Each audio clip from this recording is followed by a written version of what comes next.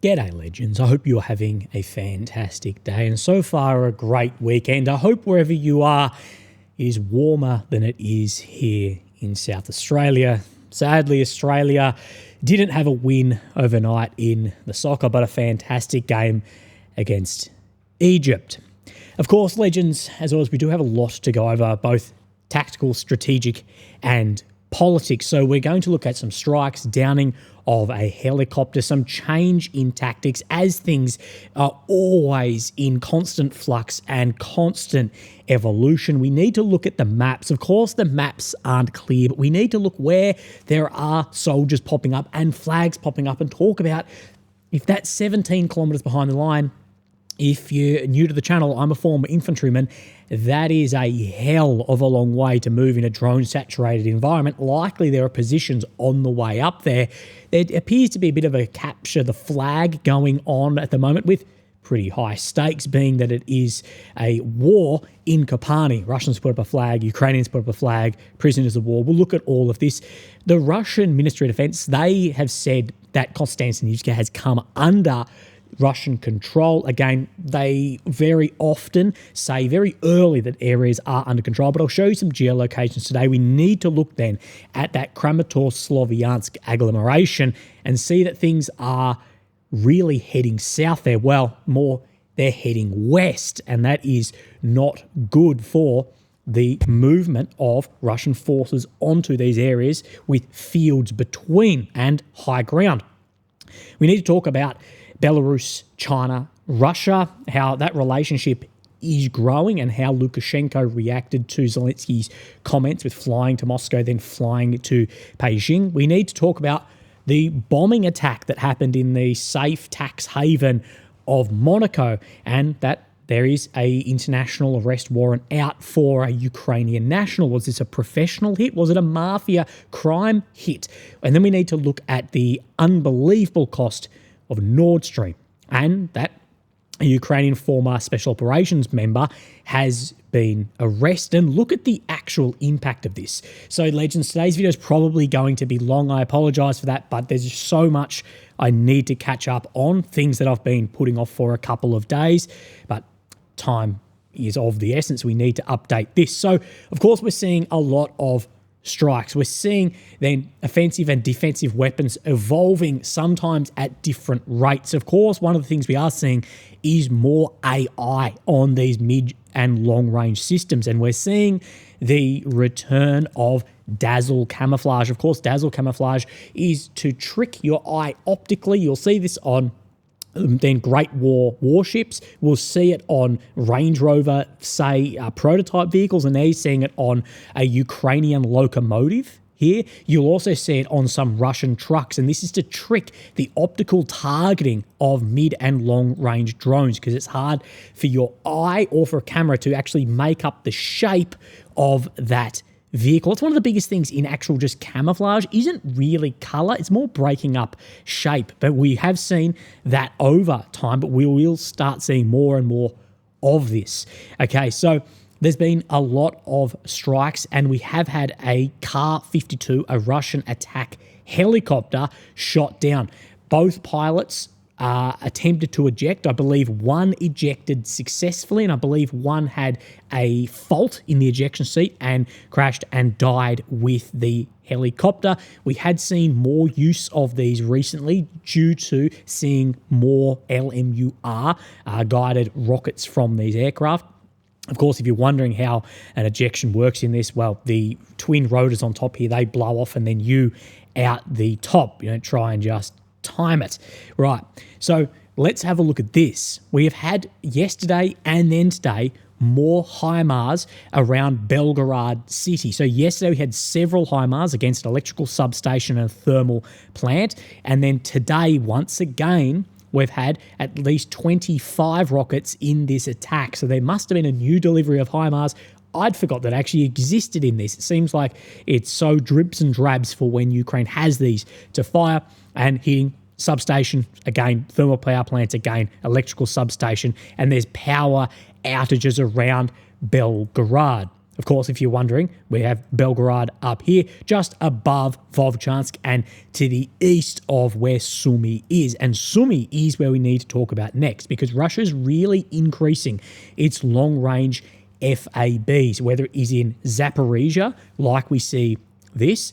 Of course, we've seen a large increase on these, whether it's Kramatorsk or whether it's Sumy. And as I've said, concentrated FABs, 250, 500 kilograms, up to 3,000, these can be absolutely devastating. Look at Vovchansk, just turned into the moon. And the reason we'll see these somewhere like Sumy or Zaporizhia is these nodes supplying into the north or supplying into the south. And Ukraine is having a lot of trouble with these, because when was the last time we had a Su-34 going down that was not a mechanical failure? It's been many months. UAC, United Aircraft Company, is producing far more of these aircraft than Ukraine is shooting down, or that Russia is losing, including mechanical failures, pilot errors, and then Ukraine shoot downs. So that's down, of course, in Zaporizhia, but up in Sumy, we've seen an increase in these FABs too. Here's the aftermath and what appears to be a residential building here of at least one FAB striking. And then we're having this as well, which is fiber optics. Drones, fiber optic drones, Russian fiber optics flying around Sumy at either sunset or sunrise. We could tell if we knew the direction of which we are looking, and then striking an electrical transformer. And we are seeing this at the moment. Ukraine and Russia are just picking apart each other's infrastructure, whether it is gas stations, whether it is logistics, whether it is electrical grid, just absolutely picking this apart as the front line has really slowed down. It's just picking apart that infrastructure. And this is what, I forget his name, but he was a professor on a podcast, he said, the major parts of the war are over and decided. What it is now is a war of nerves and who can wear the most amount of cost on the other before a negotiated process takes place. Now, where was that fiber optic FPV from Russia flying? Well, it's flying down here just in the north of Sumy city. 17 kilometers, sorry, misread that, 19.7 kilometers back from Deep State's closest line of control. It's more likely some of the DRGs are closer in this forested area, but we're seeing more and more of these fiber optics beyond 20 kilometers. Let's look at fuel. And there has been some more warnings by Russian bloggers around fuel. And Moscow is wrestling with fuel supply and distribution. And this is becoming a choke point. Of course, the primary factor is Ukrainian long-range strikes. This is exacerbated by panic buying of fuel as well. And Russia are pulling levers to try and relieve this, decreasing the quality of fuel, putting in then fuel restrictions on how much you can purchase, and we will likely see more of that and likely see other regions not gain fuel and it be sent to somewhere like Moscow. And we've seen this in this continuous rise of efficiency of these strikes from Ukraine as well. But Ukraine is facing its own fuel distribution issues as primarily Russian Garand-style drones are targeting fuel stations. And we see this everywhere at the moment. Now, Rybar, which is a Russian source, they say this: over the last 8 days of June, objective data confirms the destruction of 70 gas stations. Overwhelming majority of strikes were carried out by Garand family of drones, with a growing number of Garand 4 Seeker modifications equipped with auto guidance systems. This is why you'll see things like that locomotive with dazzle camouflage on them. We know Ukrainian mid-range drones and long-range use a lot of this. Likely why we saw one of the Ukrainian drones actually strike back into the Baltics on oil facilities is that's what it was searching for and got off task somewhere. The most massive strikes targeted Kharkiv, followed by Dnipropetrovsk and Sumy. So once again, Sumy, Dnipro, Kharkiv striking those fuel areas, but also the electrical substations. Now, as I say, these are official, semi-official Rybar figures. Take this with a grain of salt. But what I'll say is, what the videos I've seen, 70 doesn't seem ridiculous from the amount that I have seen struck. They point out that it was 20 yesterday. Now, what people are correctly pointing out is, well, Ukraine has around 6,000 fuel stations. But obviously, this is over the entire territory. And Ukraine's a very big country. You're not driving from one end to the other in any sort of truck with weight without refueling. And of course, those 6,000 are dispersed across. These strikes are specifically targeting these areas above that are supplying into front lines, both going to the front and out. And we have seen before a lot of fuel shortages. In the beginning of this war, it was a big problem.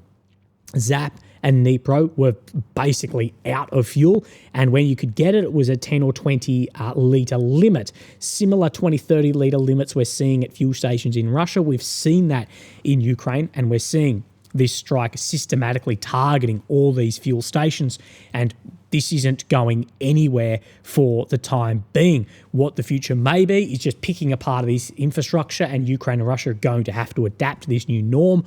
Or we could potentially see some sort of long-range truce, but I don't know how that would work. We've seen things like that before, but what is considered long-range anymore? Strategic strikes into cities? Maybe, but that's not going to stop 50 Ks. It's not going to stop 100. Could it stop 20? Again, it's very, very difficult. And Ukraine, I don't think that they'll go for it. As much as these strikes are having a huge impact on Ukraine, what we see is a lot of Ukraine's industry sits outside of Ukraine. And this is what people have speculated. If Russia wants to get on top of Ukrainian manufacturing, well, very little of it is actually in Ukraine actual. And the biggest impact Ukraine is having on Russia is with these strikes. So, again, it's hard to tell what the future will be, but I think it will just be this constant adaptation v. attrition. Fighter Bomber says this: electric transport has once again become more expensive. The logic here isn't clear. Electric transport can't function without electricity.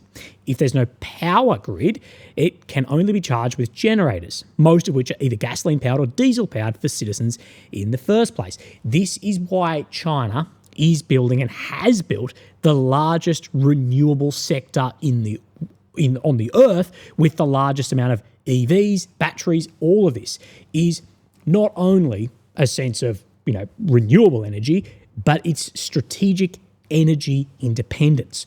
China is very reliant on importing crude or refined products or coal, where if they can build green energy, solar, wind, etc., and storage of this, it's much more difficult to take out, because you can't just strike a thermal power plant. If many businesses have their own solar and battery, you're still going to have this on board, as well as cars. It's that strategic independence and autonomy as well.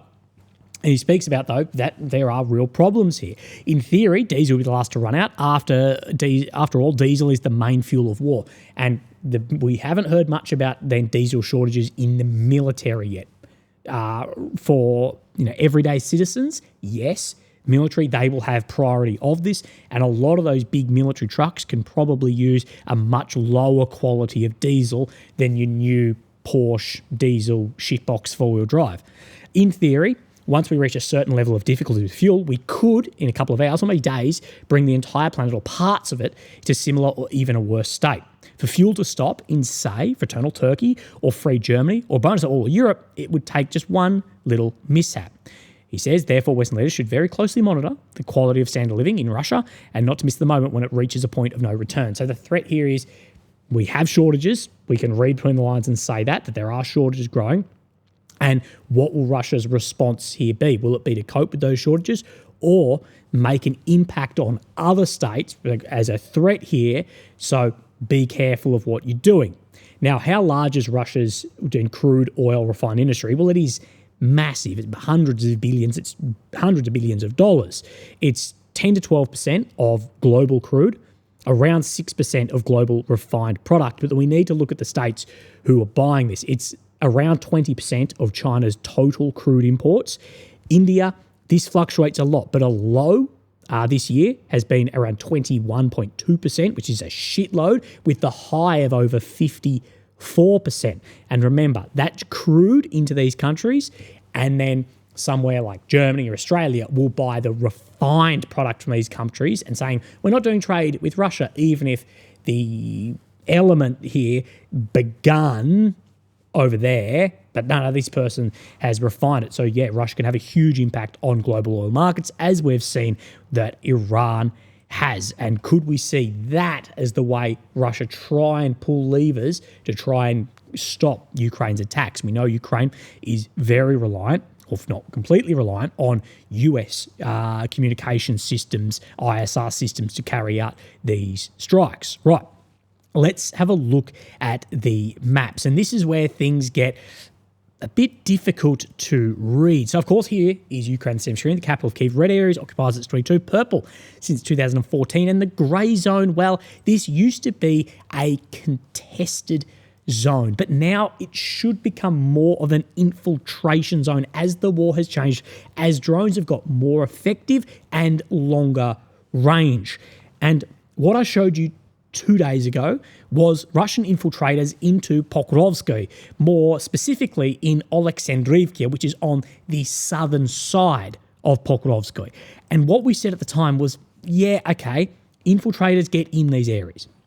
Absolutely, we have a lot of that. But my God, is this a long way away? If we go from the forward line of control to where we're seeing these, we're talking around 17 kilometres, in some cases over 17 kilometres, and that brings in doubt of that this is the forward line.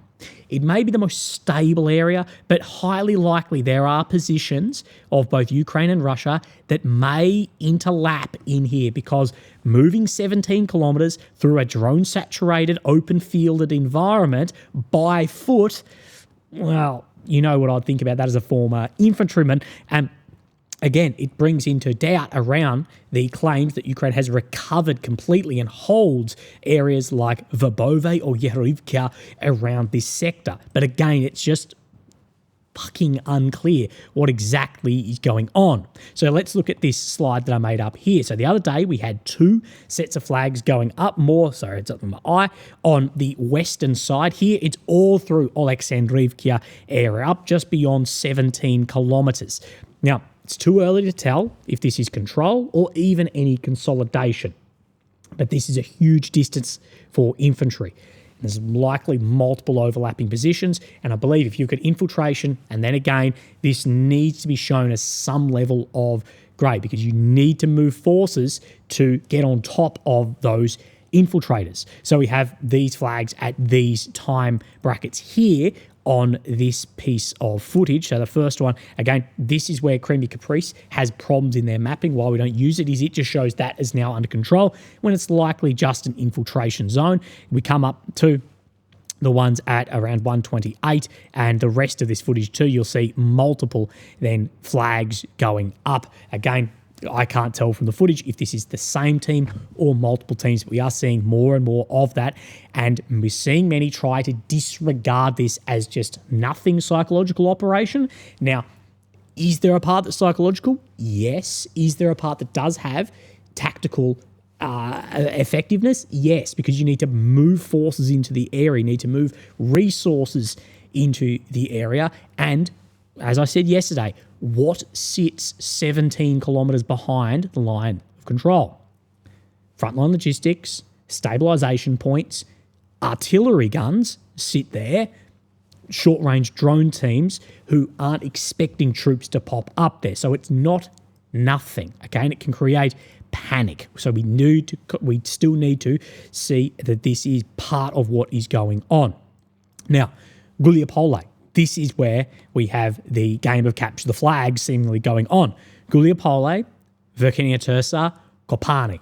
So let's measure Kopani here to here. We're talking about 12 kilometres. We had Ukrainian infiltrators the other day around Guliopole, Zalishne area. So Kopani here, I showed you 2 days ago, potentially 3 days ago, Russian flags flying in here. Well, we have this video from a Ukrainian unit. So moving in, it shows where the Russian Crimea Caprice moved the map, where the Russian flag was, and then these Ukrainian forces, sorry, this is very low quality, moving in on light vehicles like quad bikes. Remember when everyone said quad bikes are hopeless, blah, blah, blah. In this style of war, you're going to do this over armour. But these are moving from west to east. That's going to be important. Moving into these areas, they've taken a Russian prisoner of war with the Russian flag and hoisted the Ukrainian flag in Kopani. Okay, so it's a back and forth. I have seen some comments saying Russia's already taken that flag down and put up their own. I can't find that footage. I've just seen it in comments. Please bring it, to my attention if we do. And Delween says this, and I agree with him there. The Ukrainian response team was likely observed attempting to clear Kopani. Any future operation here or intervention will be more difficult because then a lot of this is going to be observed, even footage. And it's very clear that this doesn't have irrefutable control. As he says in the last point, they were dropped off a significant distance. They advanced on foot. This is the Ukrainian force. So dropped off, advanced on foot. There is a sign of irrefutable control. This is not a sign of irrefutable control. So if you're saying that Kopani is irrefutably controlled by Ukraine, well, if you're coming in, dropping off, walking in at a distance, well, it's likely in a zone of infiltration.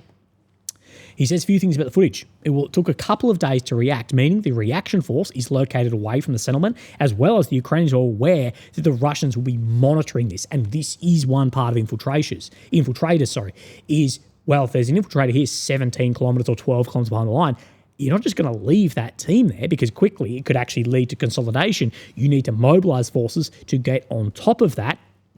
So what you're going to have is monitoring in here. That Kopani movement we saw the other day, it was led by FABs and drones for those infiltrators to get up there. They came from the west, not from any hypothetical position between Kopani and Verkhnya Tursa. The Russians may have bypassed. They were dropped off a significant distance. So they didn't come from Verkhnya Tursa to Kopani. They came this way, likely as a quick response force. But again, this area in here, there's likely some overlapping positions. But again, I think the grey zone probably should be extended on a lot of maps. Flag-raising events serve a specific purpose. They provoke panic in the rear of bypass positions. News the enemy can march in and appear behind you, often triggers withdrawal of forces, isolated squads to hide, rendering them combat ineffective. Remember all those warnings from that Ukrainian officer saying, if you're on an artillery line, you need someone awake. You need to have your head screwed on because 15, 17 Ks back, we've had troops just pop up. We saw this in Suja, a relatively small force, end up behind and being used as a lever for a larger force. Taunts the armed forces of Ukraine into reacting, either drone cycles or sending a platoon to clear the village, observation drones, and concealed SF, then map reaction routes, origins and drone team locations, and subsequent FAB artillery strikes and ambushes. So because you have to get on top of and squash the infiltration into here, a lot of observation of where are you coming from, who's coming in, etc., etc. This war at the moment is trying to evolve tactics, find tactics to have effect to try and make then tactical to operational to strategic actions on the battlefield. It's very hard. It's just in a constant state of searching for then solutions, military solutions. So we come up from here and we come to Sloviansk, Kramatorsk. We'll speak about Leman, Alexandrivka in a second, but Kostiantynivka. Now, we see the grey zone coming around here.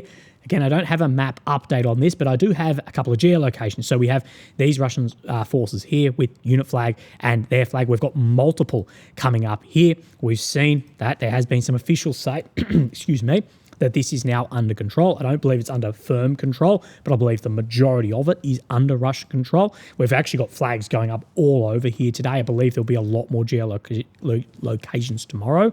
But where these flags were was here and right out on the outskirts. So we're seeing the flag go up here, right in here.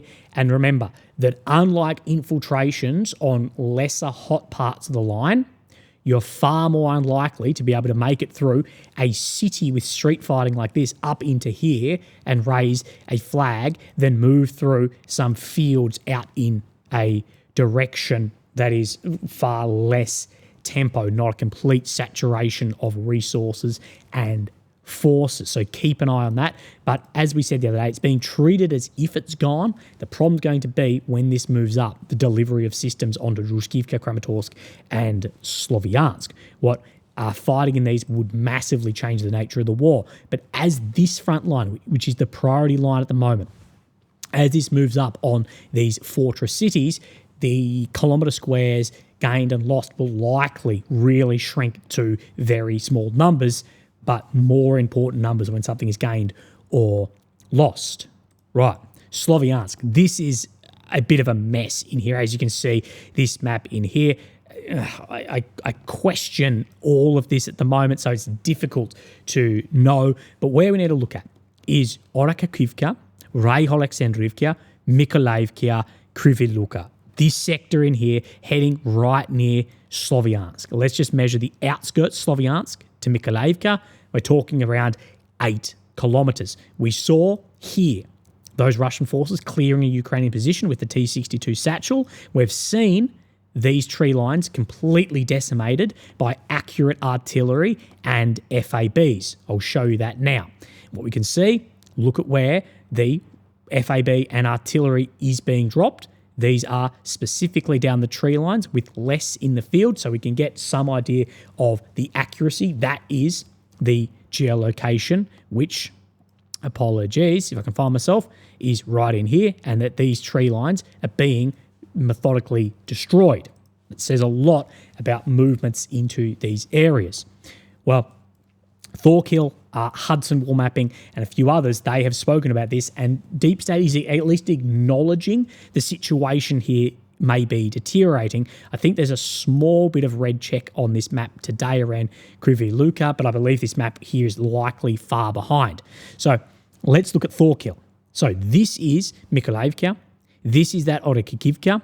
Of course, here is that DRG infiltration with the mine we saw the other day, and infiltration into Rayholexandrivka and around the north. Remember, we saw multiple flags go up in Piskunivka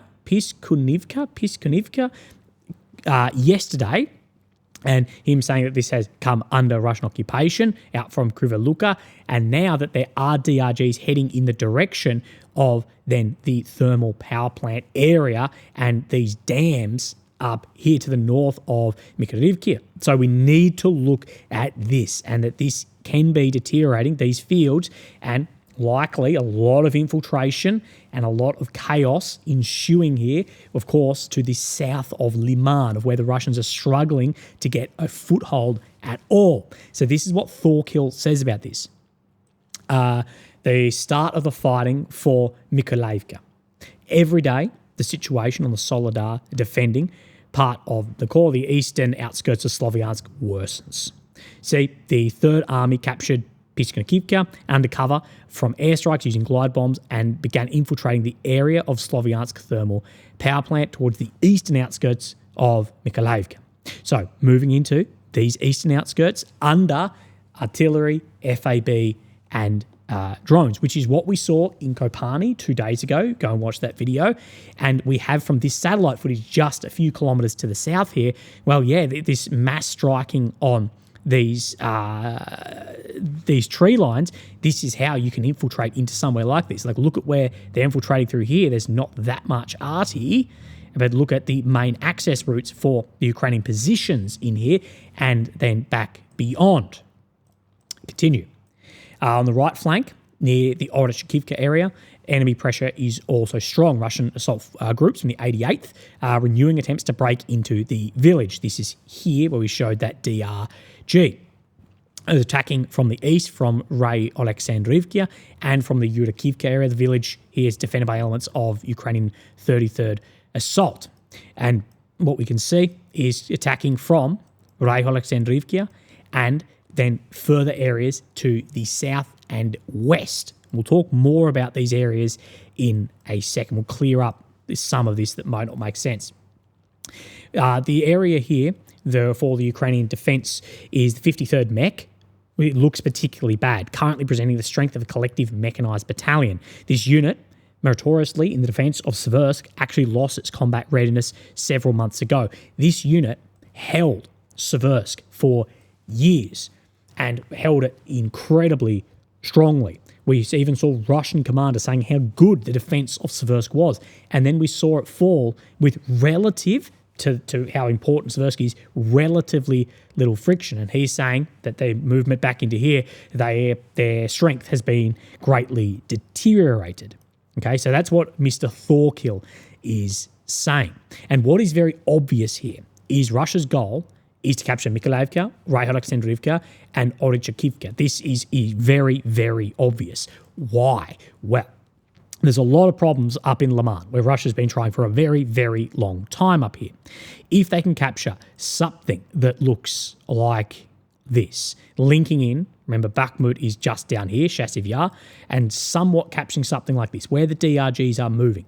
This gives a very, very close window for artillery, FABs, drones onto Sloviansk, onto these supplying roads, and also to the southern side, pushing north of Leman. Now, again, this is a long way away, and I believe that there's not going to be a forward assault onto Sloviansk of how defended these areas will be, but obviously this is what is trying to be captured at the moment. Let's look at deep state Ukraine, what they're saying. The enemy is increasing to the south of Leman, as it can't do anything in Leman actual. We haven't seen any consolidation. We've seen sort of back and forward, in and out. The opponent is conducting assault on areas of Ozerne and Kryvyi For a long time, it's had little success, but he constantly suffers, so he's continuing trying to. The enemy's goal is to reach the outskirts of the settlement of Raygorodok in order to consolidate and advance to Sloviansk and its agglomeration. So let's have a look. Pushing around Ozerne, Kryvyi area, and what it's trying to do is get into Raygorodok in here, which is just to the northwest of Mykolaiv, which is where the DRGs are supposedly close to here. So, of course, it can have more of a northern to southwestern movement onto Sloviansk. We need to keep that in mind. This is Deep State's acknowledgement of the situation here in the attacks. I think that says a lot too, like fighter bombers' acknowledgement of the fuel situation. In this way, the enemy is trying to avoid a clash in Leman, as all attempts to enter the settlement are in constant destruction, even in the case of a successful single infiltration. We've had infiltration, but Leman's just a pain in the arse. That's why they're trying to push down from the south now.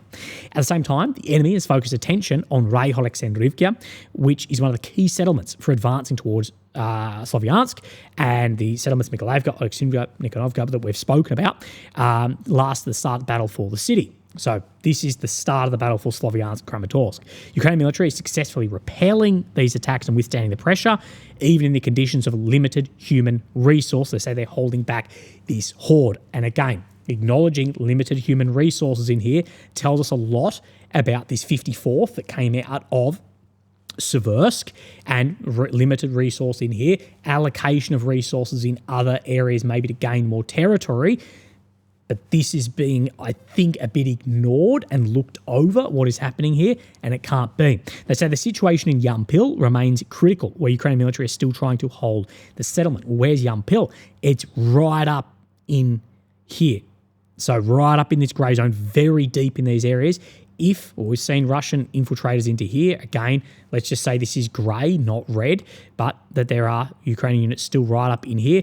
Could they be cut off? Likely so, but in this modern day where there's a limited amount of forces but a huge amount of drones, you can hold an area for a fairly long time with drone resupply, but fatigue of soldiers is still massive. But you can see how important this area for Ukraine is to try and hold and take back some territory. So this area, do not overlook the importance of here.